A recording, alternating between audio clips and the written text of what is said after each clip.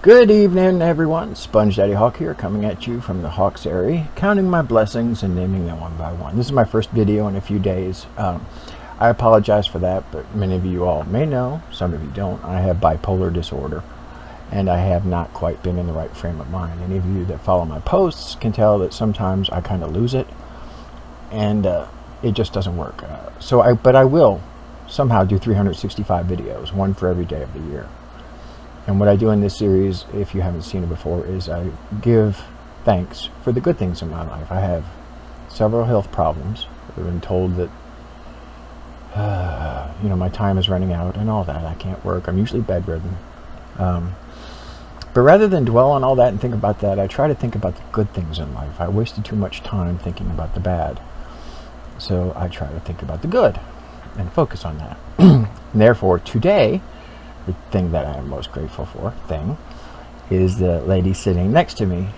This is my loving lady, Amma. I call her Amma. Her name is Melinda, but this is my lovely honey. All 4'8", a midget, pumpkin butt. Okay, and I'm going to tell you our story, so maybe you can see why I'm so very grateful to have her. Okay, she, I used to play this game called Second Life. I haven't played it in a long time, but anyway, I was a pretty good DJ in there at one time. I had just gone through a bad breakup, and I lost all faith in women. I got used to the fact that I was going to be alone. Previous partners, not going to name names, had been unfaithful, betrayed my trust in every way you can imagine, broke my heart in ways you cannot imagine. So I just gave up. I said, I'm going to be alone. And at the time, I was stuck in bed pretty much 7 days a week. And I was miserable. I was just not happy because of what had happened. And I thought about, well, what makes me happy? I made a list. I was trying to break out of it. So I made a list of things that I enjoy, that I could still do. And the one that hit me was being a disc jockey in Second Life. I really enjoyed that. I loved the music. So I had been out of Second Life for about a month, and I was like, you know what? I'm going to give it one more chance. Go in there, get a job at a club, and just do the music. And maybe that'll make me happy. I'll give it a month, is what I said. Now, I have to explain to you that my favorite female singer is a singer named Anastasia. It's her big song is Left Outside Alone, and paid my dues. She's an amazing woman that overcame Crohn's disease and 2 bouts with breast cancer, one of them nearly fatal. And so she is one of my heroes and role models. I logged back into Second Life that day, and there's a message from a Second Life avatar named Anastasia. She was opening a club and needed DJs. So because of her name being so close to my heroine, I answered it. And then I applied and I got the job. And we talked for a while that first day. And she had just come out of a bad breakup also. And she's like, I'm done with relationships. Both of us were like, yeah, I'm so done with relationships. And we swore, don't worry about it. We're not going to try to date each other, because no way. It was just stupid. Just nothing worked out for us, so we just gave up. So because of that, as I worked for her over time in her club, we became really good friends, because there was no threat to with each other. When you're not trying to impress someone because you don't want a relationship with them, you can be totally yourself. And we were ourselves with each other, and we became really close friends. And after several months, I was like, well, you know what? Let's see about dating. Now, she lived in Pennsylvania, but our Second Life avatars could go on dates. And we went on gondola rides and parachute jumping and other scavenger hunts and other crazy things. And it was more just like fun, stuff that, a couple could do, or even just best friends. And we were very close.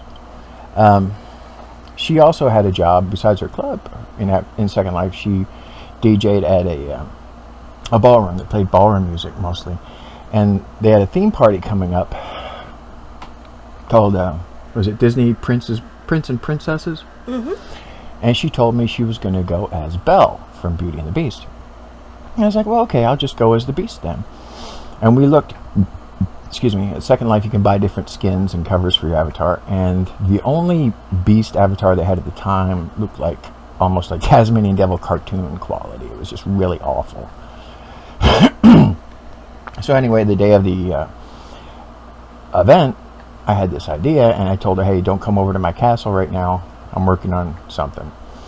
And it took pieces of 3 or 4 different avatars I put together, 2 Lycan werewolf avatars, and different things. And I custom made. It took me 4 hours and quite a few lindens, which is money in Second Life that I worked hard for.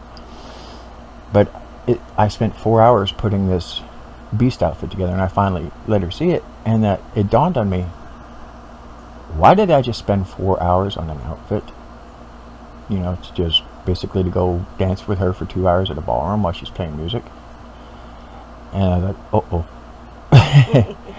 and that's when I first realized I started having feelings for her. And I think that's the point where we started dating, isn't it? Mm-hmm. Yeah. And she had never had a date in her life, not a real one. So this was pretty close, you know. And then a while after that, I'm not sure how long, we were at another club she worked at, and we were just there dancing, and it was one of our dates, and I dedicated the song by Jim Croce, I'll Have to Say I Love You, in a song. Every time the time was right, all the words just came out wrong. That one. Mm-hmm. Sorry for the terrible singing. But I realized I was in love with this woman. Now you would think that with, well, needless to say, time passed, and as my health got worse, she decided she would come stay with us, and she's been helping to take care of me, and she takes very good care of me. I never go without something to eat, something to drink, anything I need, she gets it for me. And all this is on top of the fact that I'll just come out and say it, I'm impotent because of my health, but that doesn't matter. Now, one would think, combine that with the things that have happened with me and my partners in the past, that I would not be able to trust her. And this goes back even to my childhood. I had trust issues with women forever. But with so many partners being unfaithful, you would think I couldn't trust her. I honestly can say that with Anna here, trust never enters my mind. And you can't imagine how wonderful that is. Do not even think about mistrusting a person. Now, I don't trust other people around her. You know, the old song, when you're in love with a beautiful woman, you know, you keep your eye out. Her, I totally trust. Men, I don't. Because I know how awesome she is. And I get offended when men flirt with her, because it's like, hey, you're saying that my woman is basically a cheater. It ain't happening. But she takes very good care of me. We very much fell accidentally in love. It wasn't meant to happen. She is the greatest companion, and today is her 37th birthday, and she is one of the best things to ever happen to me.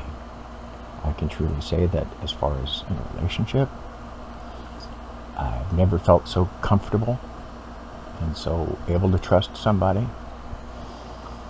And she's adorable and really cute. Just got her hair cut today, finally. Mm-hmm. And I love her very much. And if I was going to count a blessing, this is one of the biggest ones to ever come along in my life. My only regret is that we did not meet sooner, and maybe we could have avoided a lot of the pain we had in our lives. But at the same time, I'm a firm believer that the Creator has a plan for everything. And I don't know if we hadn't been through the pain that we had been separately, we would appreciate how much we have in each other. I know how much I appreciate having perfect trust with someone. And honest, I mean it. Trust, I don't even think about it. And you can't imagine what that's like, to how refreshing it is. And she takes good care of me, and she's a good conversationalist. She's smart. She's a nerd. She's a gamer nerd big time. She enjoys playing Dungeons and Dragons with me. Wow. And yeah, she plays WoW. I don't. I'm afraid to, because number one, I don't like subscriptions. Number two, I'd get addicted. I know I would. So I just try to avoid that like the plague. But this is my greatest blessing, and I hope you have someone like this in your life that is your blessing. And just remember, bad times are inevitable. Misery is optional. Just refuse to be miserable. Soar above the ordinary with the spirit of the hawk. Many blessings, and be well.